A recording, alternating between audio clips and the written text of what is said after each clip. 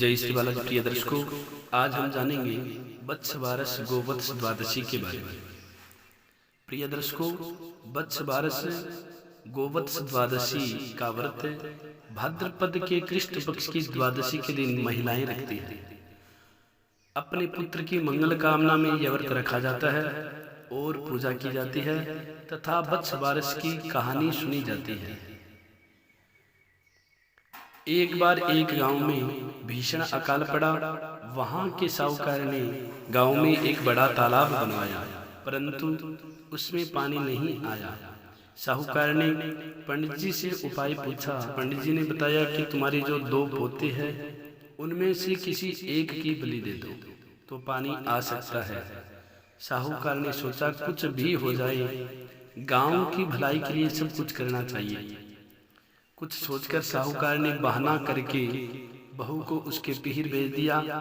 उसके साथ एक पोते को भी भेज दिया जिसका नाम हंसराज था। एक पोते को अपने पास रख लिया जिसका नाम वत्सराज था। कड़े मन से गांव की भलाई के लिए वत्सराज की बलि दे दी गई। तालाब में पानी भी आ गया।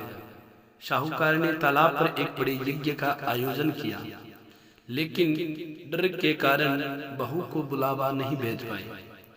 बहू के भाई ने कहा, तेरे यहाँ इतना बड़ा उत्सव है, तुझे क्यों नहीं बुलाया? मुझे तो बुलाया है, मैं जा रहा हूँ। बहू बोले, बहुत से काम होते हैं इसलिए भूल गए होंगे। अपने घर जाने में कैसी शर्म, चलो मैं भी घर चलती हूँ। घर पहुंची तो सास ससुर डरने लगी कि बहू को क्या जवाब देंगे। फिर भी सास बोली, बहू चलो वत्स बारस की पूजा करने तालाब पर चले। दोनों ने जाकर पूजा की। वहां सास ने कहा, बहू तालाब के किनारे को खंडित कर दो।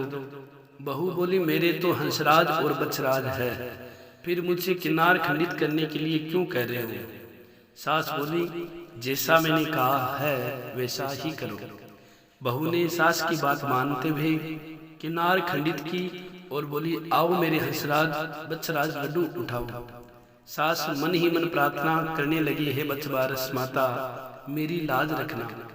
भगवान की कृपा हुई। तालाब की मिट्टी में लिपटा हुआ वत्सराज और हंसराज दोनों दौड़ते हुए वहां आ गए। बहू पूछने लगी, सासू जी ये सब क्या है?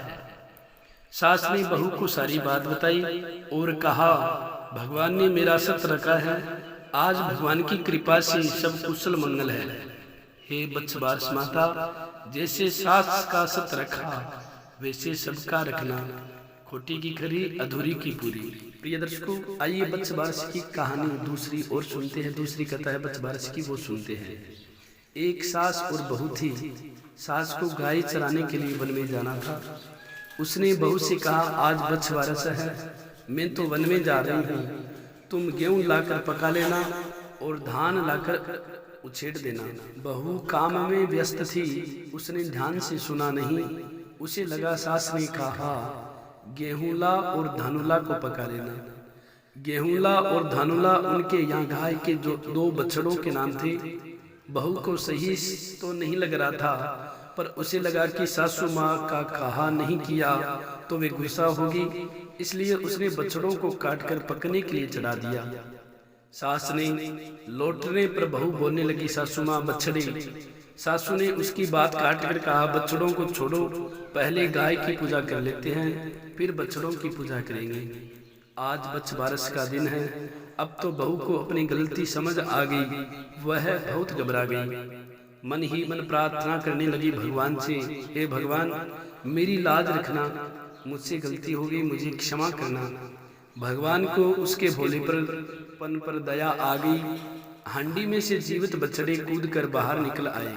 सास ने इसके बारे में पूछा तो बहू ने सारी घटना सुना दी और कहा, भगवान ने मेरा सत रखा है जो बछड़ों को फिर से जीवित कर दिया। हे वत्स बारस माता, जैसे बहू की लाज रखी वैसे सबकी रखना। प्रिय दर्शकों, अगर आप सभी को यह कथा अच्छी लगी हो तो आप इस कथा को ज़्यादा से ज़्यादा शेयर अवश्य करें। हमारे से जुड़े रहने के लिए हमारे चैनल को जरूर सब्सक्राइब करें। लेटेस्ट अपडेट पाने के लिए बेल के आइकन को दबाएं। प्रिय दर्शकों, सनातन धर्म में जितने भी व्रत त्योहार होते हैं उन सभी व्रत त्योहारों की कथा उन सभी व्रत त्योहारों के मुहूर्त इस रामदूत एस्ट्रो चैनल पर अपलोड किए जाते हैं। तो आप सभी से पुनः निवेदन करता हूँ, हमारे से जुड़े रहने के लिए हमारे चैनल को जरूर सब्सक्राइब करें।